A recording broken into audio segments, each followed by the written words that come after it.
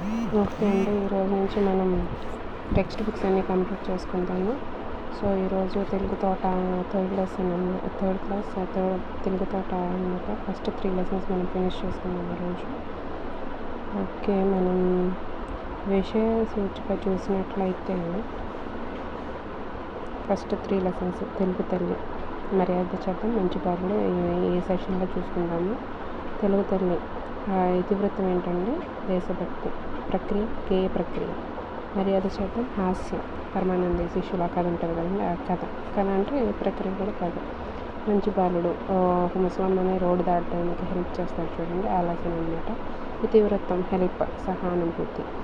ప్రక్రియ ఎలా ఉంటుంది, అది గేయం లాగా ఉంటుంది. Okay, let us go to the lessons first. And Telugu తల్లి లెసన్ చూద్దాము ఫస్ట్.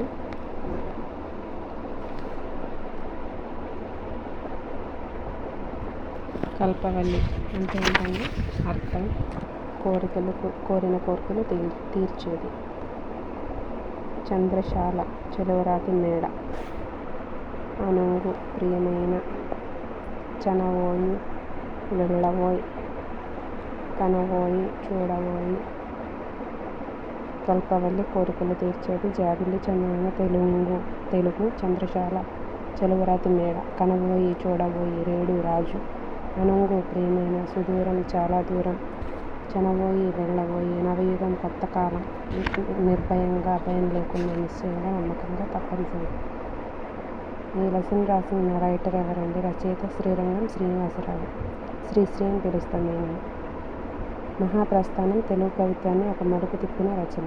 ఏ రచన అండి? తెలుగు కవిత్వాన్ని ఒక మలుపు తిప్పిన రచన ఏది? మరో మహాప్రస్థానం.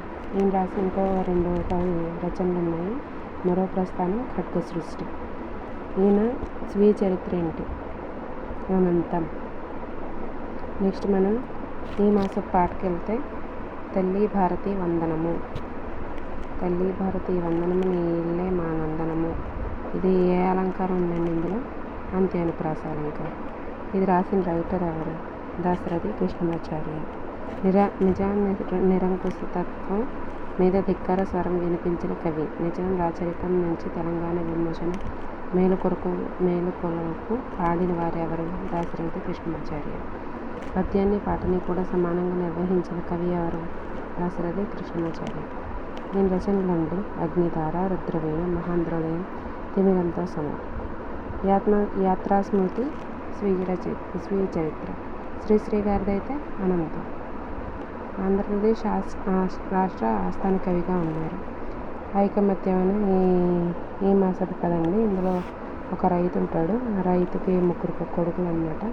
వాళ్ళు గొడవలు జరుగుతూ ఉంటే ఇంకా వాళ్ళ నాన్నగారు ఏం చేస్తారంటే, ఒక పొలాలు కట్ట తీసుకురంటారా అని చెప్తారు. ఒక్కొక్కటి ఇరవమంటాడు. అది వీరు చేస్తారు ఈజీగా. తర్వాత కట్టగా ఎరపమంటాడు. ఎవరు ఎరపలేరు. సో అలా కలిసి ఉంటే మనల్ని ఎవరు ఏం చేయలేరు అని అంటాడు. మొత్తానికి మనకి ఇందులో పెద్ద ఏమి ఉండదండి.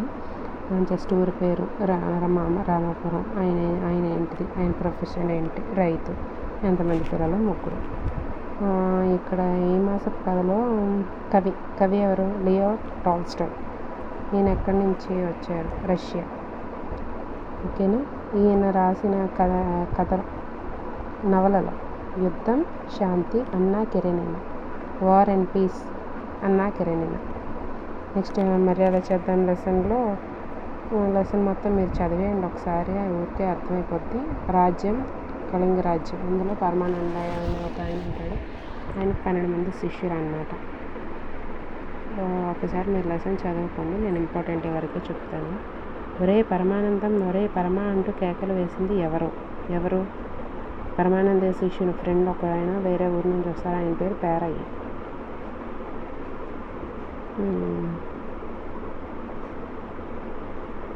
పాపం వీళ్ళకేమీ తెలియదు, ఒట్టి అమాయకులు అన్నది ఎవరు? పరమానంద. ఎవరితో అంటారు? పేరయ్యతో అంటారు. అలా కొంచెం ఈజీగానే ఉంటుంది. పెద్ద ఒరే గురువుగారి ఇల్లు కాలిపోతుందని అనింది ఎవరు? రాజభటులు. అలా ఈజీగానే ఉంటుంది. పండితుడు. అర్థాలు చూద్దామండి. పండితుడు, బాగా చదువుకున్నవారు.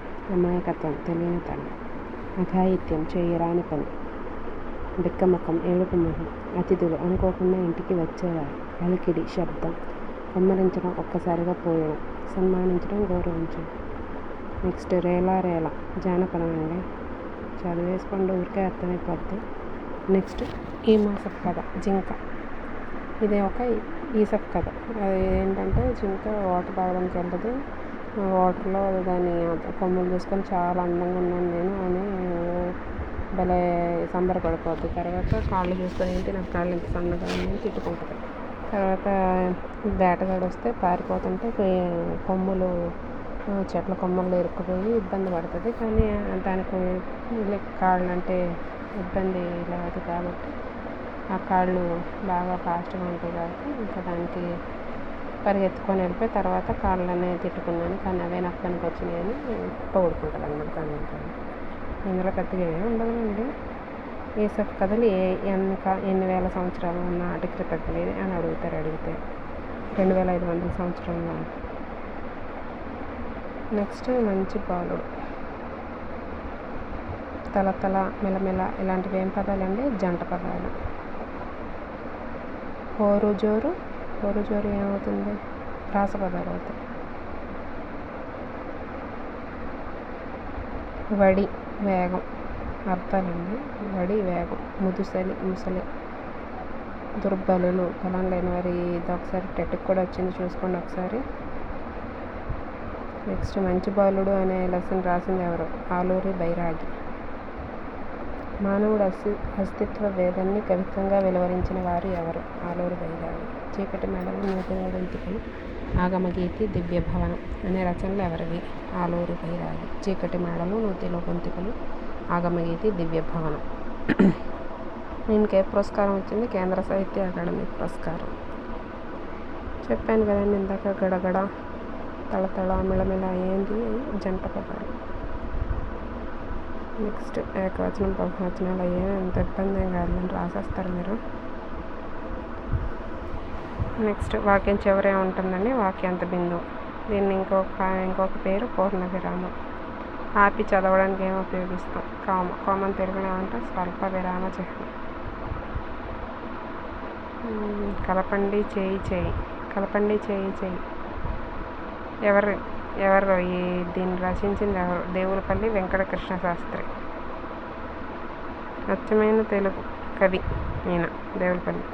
ఈయన కవిత లక్షణాలు ఉన్నాయండి, కొంచెం ఇంపార్టెంట్ చూసుకోండి. అక్షర రమ్యత, భావన సౌకుమార్యం, శబ్ద సంస్కారం. ఎవరి కవిత్వాన్ని శ్రీ ఇక్షు సముద్రంతో పోల్చారు? క్వశ్చన్. దేవులపల్లి వెంకటకృష్ణ శాస్త్రి. ఈయన రచనలు చూడండి. కృష్ణపక్షం, ఆయన పేర్లోనే ఉంది కృష్ణపక్షం. ఊర్వశి, శాస్త్రిలో షీ గుర్తుపెట్టుకోండి. ప్రవాసము, కృష్ణపక్షం, ఊర్వశి, ప్రవాసము. ఈయనకి పురస్కారం ఏంటండి? పద్మభూషణ్. నెక్స్ట్ ఈ మాసపు కథ, బావిలో నీళ్ళు, అక్బర్ బీర్బల్ కథ. ఇంపార్టెంట్ ఏం కాదులండి, చూసుకోండి ఒకసారి, చదువుకొని అర్థమైపోతాయి. సో ఫస్ట్ 3rd క్లాస్లో 3 లెసన్స్ అయితే కంప్లీట్ చేశాము. ఇలానే వీక్లీ అన్ని కంప్లీట్ చేయడం జరుగుతుంది. చూస్తూ ఉండండి. Thank you.